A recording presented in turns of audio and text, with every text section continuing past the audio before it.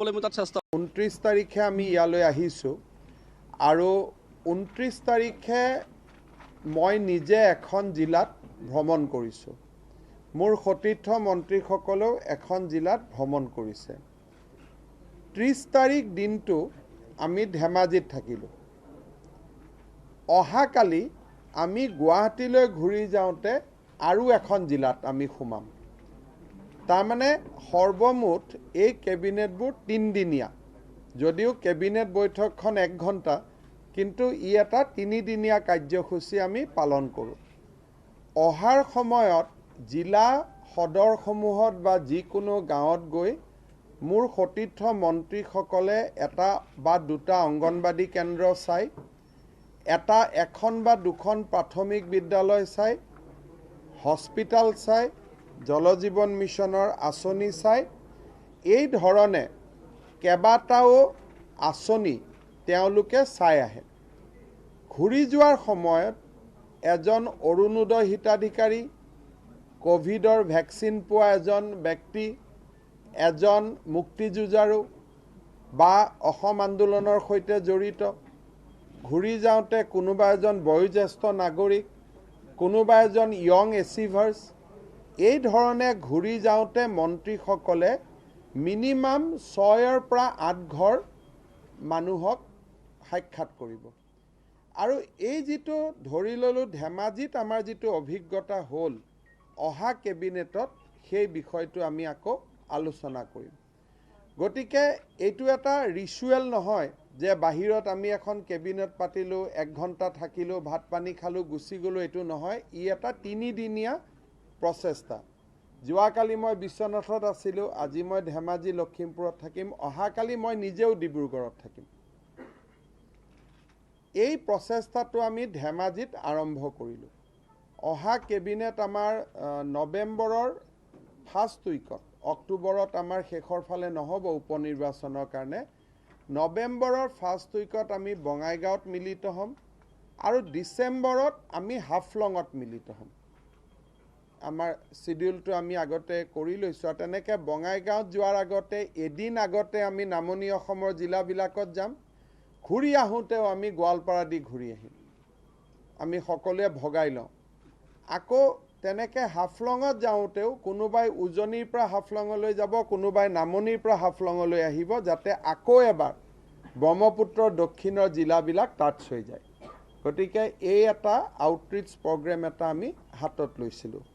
মই ধেমাজিৰ বাসী ৰাইজক ধন্যবাদ আৰু কৃতজ্ঞতা জনাইছোঁ যে সুন্দৰ আতিথ্যৰে সৈতে আমাক যি এই কেবিনেট বৈঠকখন পৰিচালনা কৰাৰ সুযোগ দিলে, তাৰ বাবে মই ধেমাজিবাসী ৰাইজক ধন্যবাদ আৰু কৃতজ্ঞতা জনাইছোঁ। আজিৰ কেবিনেটত আমি লোৱা সিদ্ধান্তখিনি মই আপোনালোকক ক'ব খুজিছোঁ। এটা হ'ল যে আমাৰ OBC যিবিলাক কমিউনিটি চাৰ্টিফিকেট, সেইবিলাক OBC বোৰ্ডে ইমান দিন দি আছিল। তাৰ ফলত কেতিয়াবা মটকৰ মানুহেও হয়তো চাৰ্টিফিকেট, মটক কমিউনিটিয়ে কৈছে যে মোৰ এইখন চাৰ্টিফিকেট দিব নালাগে, কিন্তু হয়তো OBC বোৰ্ডে তেওঁক চাৰ্টিফিকেটখন দি দিছে। সেইকাৰণে লাহে লাহে আমি OBCৰ কমিউনিটিবিলাকৰ চাৰ্টিফিকেট যাতে OBC বোৰ্ডে নহয়, সেই জনগোষ্ঠীটোৰ বোৰ্ডে দিব পাৰে, তাৰ আমি ব্যৱস্থা হাতত লৈছোঁ। আজি আমি মটকৰ চাৰ্টিফিকেটৰ দায়িত্ব এতিয়াৰ প্ৰায় সদৌ অসম মটক সন্মিলনীৰ ওপৰত ন্যস্ত কৰিছোঁ। মটক মানুহৰ চাৰ্টিফিকেট, মটক লোকৰ চাৰ্টিফিকেট মটক সন্মিলনীয়ে দিব আৰু DCয়ে কাউণ্টাৰ চাইন কৰিব। তেওঁলোক আৰু OBC বোৰ্ডত যাব নালাগে। এইটো এটা আজি আমি সিদ্ধান্ত লৈছিলোঁ। দ্বিতীয়তে আমি এটা অত্যন্ত গুৰুত্বপূৰ্ণ সিদ্ধান্ত লৈছোঁ। আপোনালোকে জানে যে আমাৰ ধেমাজি জিলাত 2টা ট্ৰাইবেল বেল্ট এণ্ড ব্লক আছে। এটা ট্ৰাইবেল বেল্টৰ নাম হৈছে যিটো আমি মোকক চেলেং জোনাই ট্ৰাইবেল বেল্ট বুলি কওঁ, যিটো আমাৰ জোনাইত আছে। আৰু আন এটা আমাৰ ঢকুৱাখানাত আছে, এটা আমাৰ ট্ৰাইবেল বেল্ট এণ্ড ব্লক চাৰিকুণীয়া বুলি কয়, চাৰিকৰীয়া। সেইটো 2 কিলোমিটাৰৰ ট্ৰাইবেল বেল্ট এণ্ড ব্লক এটা, সৰু ট্ৰাইবেল বেল্ট এণ্ড ব্লক এটা আছে। এই মুকক চেলেং জুলাই ট্ৰাইবেল বেল্ট আৰু Charikuniya tribal belt Charikuriya tribal belt under Dhakuakhana এই দুইটা ট্ৰাইবেল বেল্টতে এতিয়াৰ পৰা টাই আহোম চুতীয়া কোচ ৰাজবংশী আৰু গোৰ্খাসকলে মাটি বাৰী কিনা বেচা কৰিব পাৰিব চৰ্ত এটাই আছে যে তেওঁলোক 2011 চনৰ আগতে এই বেল্ট এণ্ড ব্লকত সেটেল কৰা ব্যক্তি হ'ব লাগিব সবে নোৱাৰিব only up to those who were their up to 2011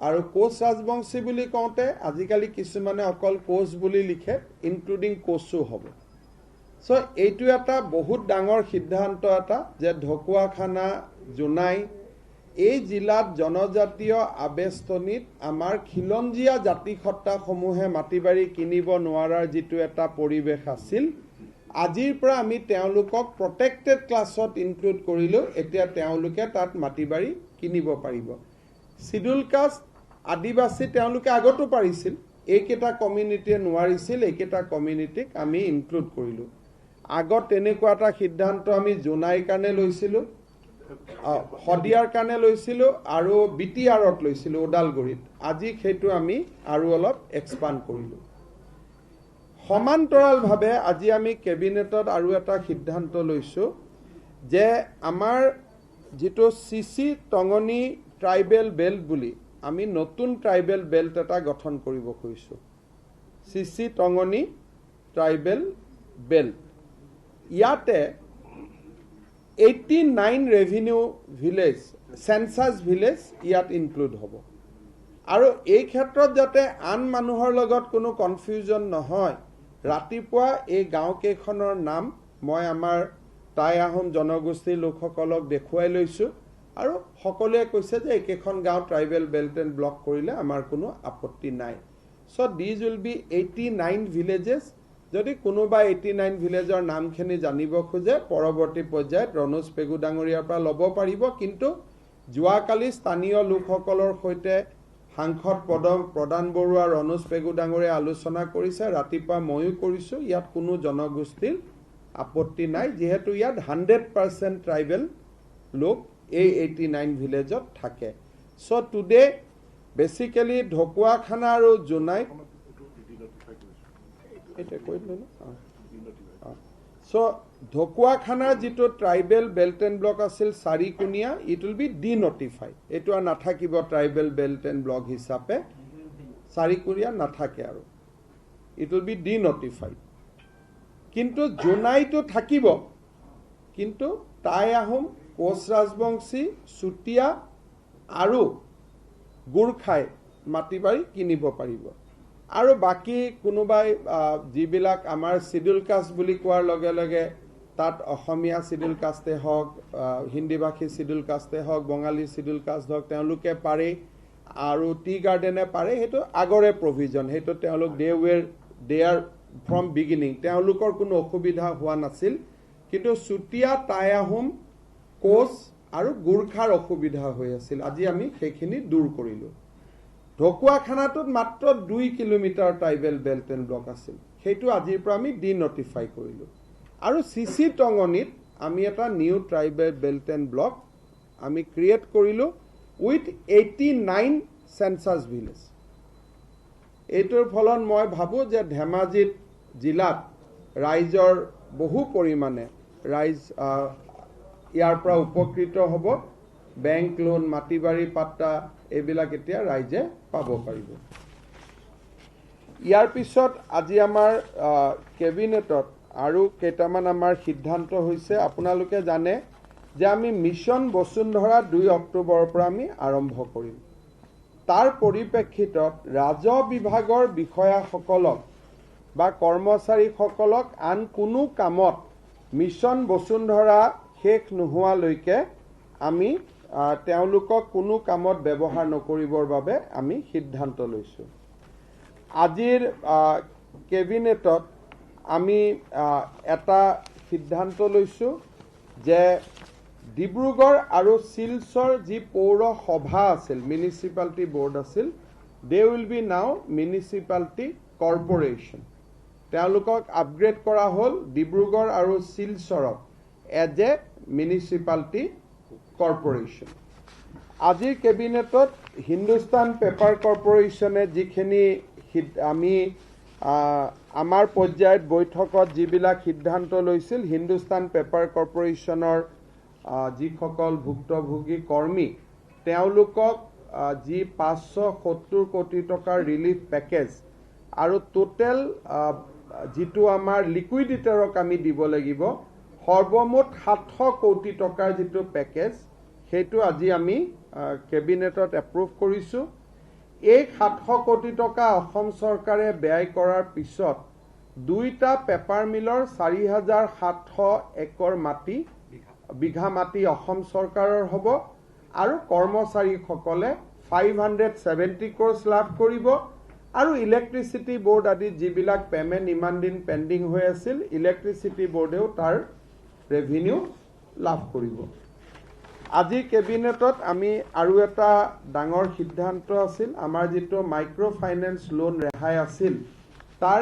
11 lakh লোকক 25,000 টকা কৰি আমাৰ আপ টু 25,000 কোনোবাই 16,000 কোনোবাই 20,000 যিখিনিয়ে লোন ঘূৰাই দি আছিলে তেওঁলোকৰ কাৰণে আজি আমি 1800 কোটি টকাৰ অনুমোদন কৰিছোঁ তাৰমানে আমি ডিচেম্বৰৰ 1 তাৰিখৰ পৰা আমি চেকবিলাক দিয়া আৰম্ভ কৰিম যিখিনিয়ে নিয়মিতভাৱে ধন পৰিশোধ কৰি আছে বাকীসকলৰ এতিয়া আবেদনৰ পৰ্টেল খুলিব সেইটো আমি নেক্সট পৰ্যায়লৈকে আহি আছোঁ মই ধেমাজি সম্পৰ্কত কেইটামান আপোনালোকক ঘোষণা কৰিব খুজিছোঁ আজি আমাৰ কেবিনেটত ধেমাজিৰ জিলা উপায়ুক্তৰ কাৰ্যালয়টো এটা ইণ্টিগ্ৰেটেড ডেপুটি কমিশ্যনাৰ কাৰ্যালয় হিচাপে স্থাপন কৰিবলৈ সিদ্ধান্ত গ্ৰহণ কৰিছে আৰু ইয়াত কেবিনেটে 50 কোটি টকাৰ অনুমোদন দিছে অৰ্থাৎ যিটো ধেমাজিৰ ডিসি অফিস হ'ব সেইটো অকল ডিসি অফিসে নহয় যি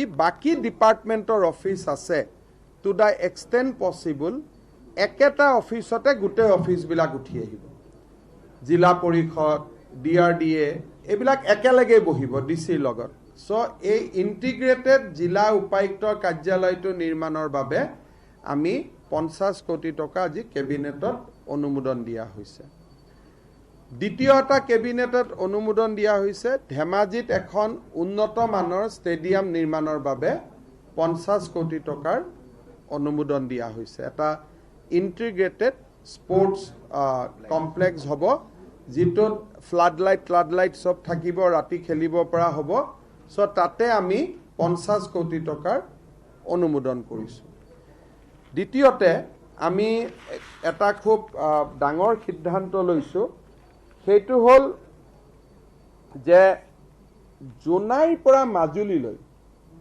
মথাউৰিৰ ওপৰেদি এটা আমি ৰাস্তা বনাব খুজিছোঁ ৰাস্তাটোৰ উইথ 5 মিটাৰ হ'ব তাতে আমি ধেমাজিত প্ৰায়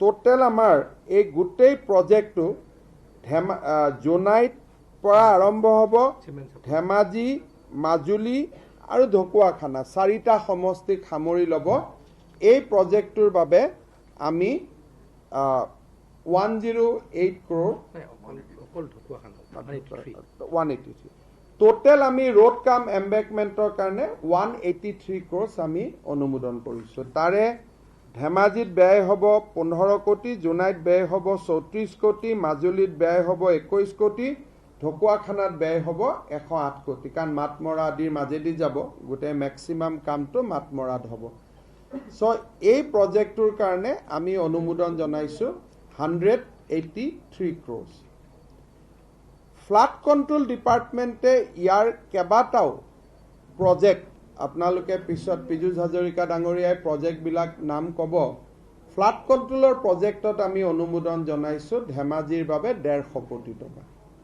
টোটেল 150 crores সো সৰ্বমুঠ আজি ধেমাজিৰ বাবে ৰোড এম্বেকমেন্টৰ কাৰণে 183 কোটি টকা ওয়াটাৰ ৰিসোৰ্সত জিয়াঢল আদিত কাম কৰিবৰ কাৰণে 150 কোটি টকা ষ্টেডিয়াম নিৰ্মাণ কৰিবৰ বাবে 50 কোটি টকা আৰু ইণ্টিগ্ৰেটেড ডিচি অফিচ নিৰ্মাণ কৰাৰ কাৰণে 50 কোটি টকা, সৰ্বমুঠ 433 কোটি টকাৰ আজি অনুমোদন কৰা হৈছে।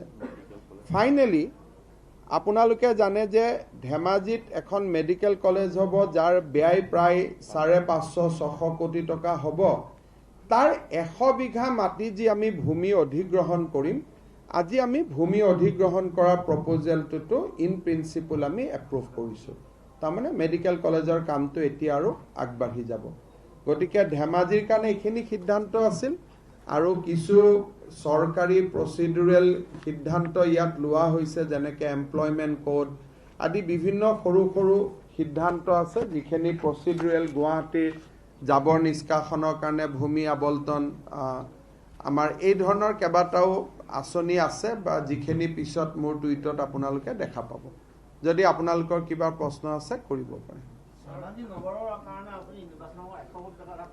এইবিলাকতো চলিয়ে থাকিব, 100 কোটিতকৈ বেছি হৈ যাব 5 বছৰ। মোৰ ধেমাজিত এটা ডাঙৰ ইচ্ছা আছে যে ধেমাজিৰ গোটেই যিটো মূল ৰাস্তা সেইটো ডিভাইডাৰ দি লাইট কৰি দুইফালে ধুনীয়াকৈ সজাই তোলা, কিন্তু এইবিলাক আৰু এইটো ৰেগুলাৰ কাম হৈয়ে থাকে তাত। আৰু ধন্যবাদ।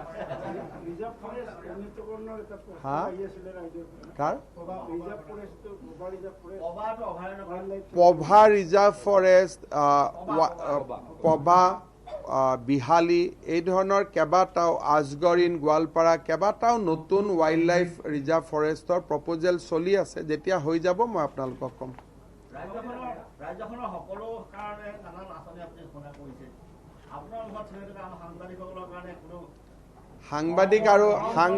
সাংবাদিক আৰু মন্ত্ৰীৰ কাৰণে আঁচনি নাই, আমি দুয়োটাই ৰাইজৰ উৎসৰ্গাত। আমাৰ কাৰণে যেনেকৈ আঁচনি নাহে আপোনালোকৰ কাৰণেও নাহে, কোনো কেবিনেটতো মন্ত্ৰীৰ কাৰণে আঁচনি নাহে।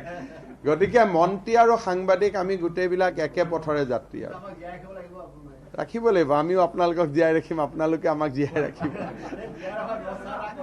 একদম সেইটো ব্যৱস্থা সদায় চলি থাকিব, যিমান দিনলৈকে সৃষ্টি থাকিব এইটো চলি থাকিব। ইজনে সিজনক জীয়াই ৰখা, যেনেকৈ গছে অক্সিজেন এৰিলে মানুহে ধৰে। গতিকে আপোনালোকে এইবাৰ দেখিছে সাংবাদিক পেঞ্চন, সাংবাদিক সাহায্য নিধি কেইবাটাও আমি জাৰ্নেলিষ্টৰ কাৰণে কৰিছোঁ। আপোনালোকে পৰামৰ্শ দিব, মই আৰু হ'ব কৰিম সেইটো।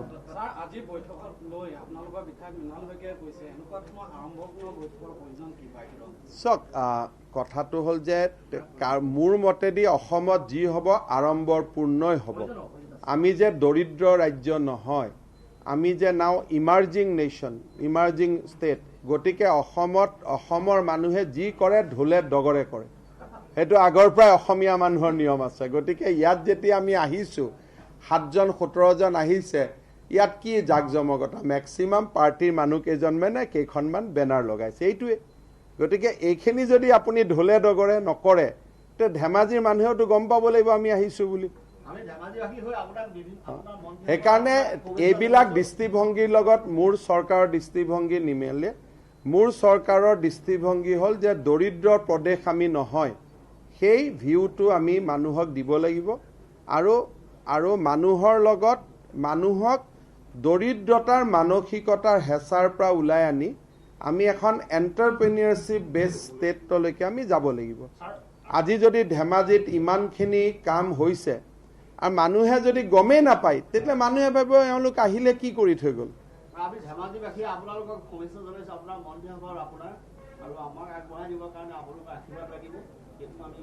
ঠিক আছে, আৰু ৰ'ব আপুনি ক'লে আৰু কাৰোবাৰ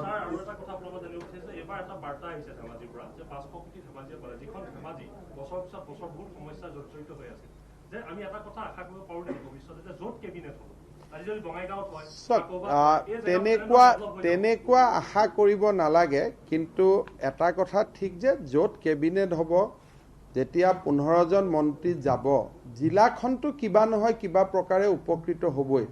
কিন্তু ধৰক আমি যদি কওঁ য'ত যায় কিবা হ'ব, সেই জিলাৰ স্কিমবিলাক আমি লুকাই ৰাখি থৈ দিম যে কেবিনেট হ'লেহে এনাউন্স কৰিম, তেতিয়া আকৌ আমাৰ ডিষ্ট্ৰিক্টখন পিছ পৰি যাব। কিন্তু ডেফিনেটলি আমি যেতিয়া চবত যাম, কিবা নহয় কিবা এটাতো ভাল কথা কৈ আহিমেই।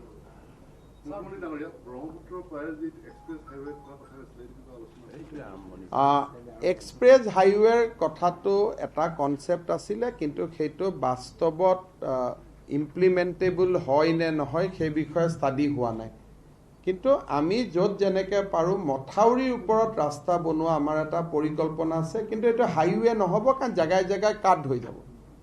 ধৰক এতিয়া আমি এটা স্কিম লৈছোঁ, গুৱাহাটীৰ পৰা আমি শিলঘাট আহিব পাৰিম, কিন্তু কাজিৰঙাখিনি নোৱাৰোঁ, লাওখোৱাও মাজত নোৱাৰোঁ, তাত এখন ফৰেষ্ট ৰিজাৰ্ভ আছে, সেইখিনি বাদ দি দিব লাগিব। গতিকে ক'ৰবাত আহিব, কিন্তু this is more of a flood control measure. যেতিয়া ওপৰত এটা কম্পেক্ট ৰাস্তা হ'ব, আৰু ফ্লাড কণ্ট্ৰলৰ স্পেচিফিকেশ্যনতকৈ PWD স্পেচিফিকেশ্যনটো বহুত বেছি হয়। তাত ৰোলাৰ চলিব, কম্পেক্ট চলিব, WBM হ'ব। গতিকে মথাউৰিবিলাক যিটো আমাৰ কেতিয়াবা আমি ভাবোঁ যে অকণমান দুৰ্বল নেকি, এতিয়া ফ্লাড কণ্ট্ৰলৰো তাত কাম হ'ল, PWDৰো কাম হ'ল। দুটা ডিপাৰ্টমেণ্টৰ হৈ যোৱাৰ লগে লগে 1+1 বেছি শক্তিশালী হৈ যাব। গতিকে উদ্দেশ্য সেইটো, কিন্তু এক্সপ্ৰেছ হাইৱে সম্ভৱ নহয়, কিয় চব জেগাতে আপুনি নিৰন্তৰ নাপায়।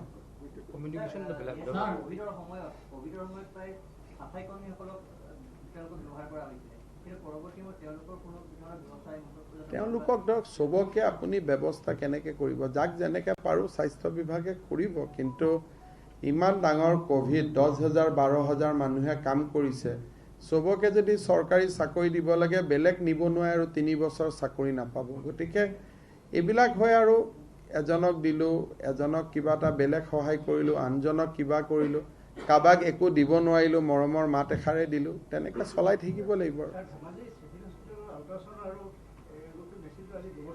একদম কেশৱ মহন্ত ডাঙৰীয়াক ধৰক, এতিয়া মই দি দিছোঁ তেওঁক, মই উঠি যোৱাৰ পিছতে ধৰিম। আপোনালোকে লৈ যাওক কেশৱ মহন্তক। গম পালোঁ, আজি মই আলোচনা কৰিলোঁ। হ'ব। আৰু তো ধেমাজি ডিগ্ৰী কলেজবিলাকৰ এটা সমস্যা দেখিছোঁ যে নতুন প্ৰভিন্সিয়েলাইজ যিখিনি হ'ল, সেই প্ৰভিন্সিয়েলাইজ কলেজবিলাকৰ মেক্সিমাম মানে ডিপাৰ্টমেণ্টৰ কি হ'ল, এনৰলমেণ্ট বেছিছ হোৱাৰ কাৰণে বহুত টিচাৰ ড্ৰপ আউট হৈ গ'ল। চ' এতিয়া হিষ্ট্ৰী, জিঅ'গ্ৰাফী, মেথছ এনেকুৱা ছাবজেক্টবিলাকত এই বছৰ এডমিশ্যন ল'বৰ কাৰণে টিচাৰ নাই। সেই ডিপাৰ্টমেণ্ট মানে ইভেন ধেমাজি তেওঁলোকে কৰিব পাৰিব কি, যে যিবিলাক ডিপাৰ্টমেণ্টক হিষ্ট্ৰীৰ ফেকাল্টি লাগে, জিঅ'গ্ৰাফী লাগে, তেওঁলোকে পষ্ট ক্ৰিয়েশ্যন প্ৰপ'জেল দিব লাগে এতিয়া। আৰু ড্ৰপ আউটখিনি এতিয়া যিটো নীতিৰ ভিতৰত পৰিব সেইখিনিয়ে পাব, কিন্তু ইয়াৰতো কোনো সংখ্যাও নাই কিমান মানুহ অসমত এনেকৈ আছে।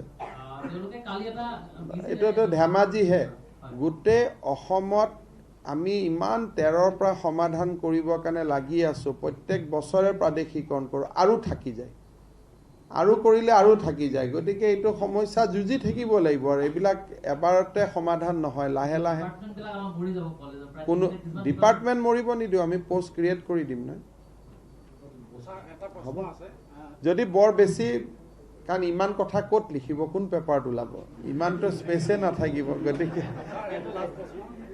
আপুনিও গম পাইছে যে এই নদী বান্ধক লৈ আন্দোলন চলি আছে, এতিয়া নদী বান্ধটো আৰু ৰাইজৰ সুৰক্ষাক লৈ চৰকাৰে কিবা সিদ্ধান্ত লৈছে? চাওক, গ্ৰীণ ট্ৰিবিউনেলৰ জাজমেণ্টৰ ওপৰত কাম কাজ চলি আছে, আৰু মই নাভাবোঁ যে